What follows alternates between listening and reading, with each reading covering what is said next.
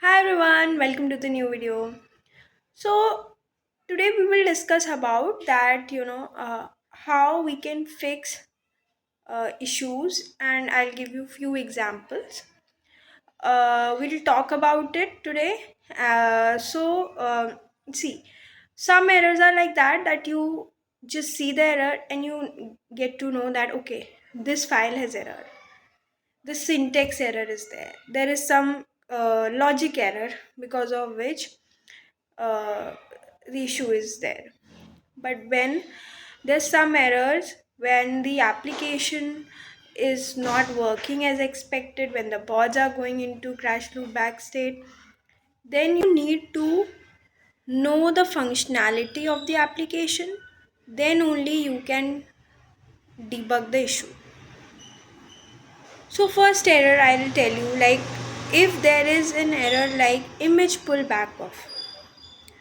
So it is clear that you know our pod is not able, our container is not able to pick up the image wherever it is stored. It is stored somewhere in a central repository. If it's stored in a remote repository of your organization, there are some reasons because of which the image is not getting fetched. It is because the incorrect authenticate credentials, or the credentials are not configured, or there is some it can also be the error that image is not there in the repository. Maybe when you are publishing the image, it is not there in your repository. Maybe there is some location error. Maybe the location that we are trying to fetch, that is incorrect. So image pull back off is completely related to that your image is not getting fetched, and it can be due to these reasons. Secondly, if in workflows we get an error that there is an error in it is not somewhere in any stage, it is not correctly working. Maybe it's working but not as expected. So it is clear that there is an error in our workflow. Maybe the logic or anything that we are using is not working properly. So that also is pretty straightforward, that you need to go to that workflow, start debugging. But when the errors like pod is going into crash loop backup state, or pods are fine but the application is not running as expected, what actually should happen, it's not happening, then you should try to understand the whole functionality, that what source codes are there, what you are doing in CI, then what are you following in CD, and what is your expectations after CD. After CD, what all files should get copied, what all files should be removed, what all jar files should be updated, everything you, because in deployments maybe there are few steps to be done. Maybe you are updating the manifest file, and you are updating the jar files. Maybe you are removing the files, maybe you're copying some files.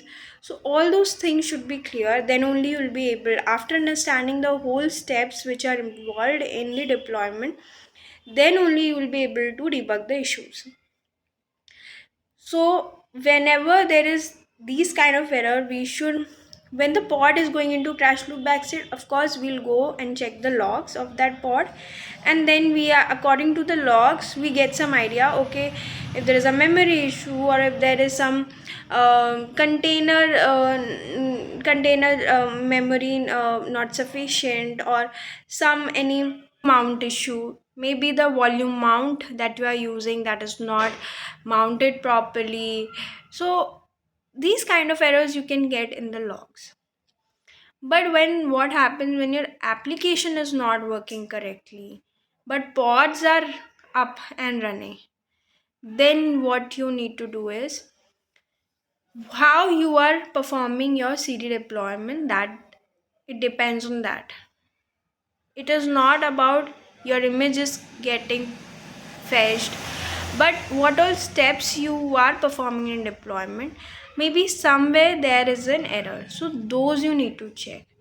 Maybe you can manually check it first time. Okay, try running all those steps manually. Maybe the errors are not coming while deployment, maybe you can maybe the path, maybe there is some logic error, or maybe some path you have given in the deployment step incorrectly. Maybe there are some permissions error, because of which files are not getting copied. Maybe you know uh, there is some error which is not getting cached properly, but it is clear that those errors are coming from the deployment steps only, so that you need to check. So these are few scenarios that we have talked about, and you'll find it not very clear because we have just talked about it, but you'll get some idea that if in organizations, if you are given your first task to debug an issue, or if you're working on your DevOps task, and you get an error, so how you are going to deal with these issues in your CI and CD pipeline. Take care. Bye.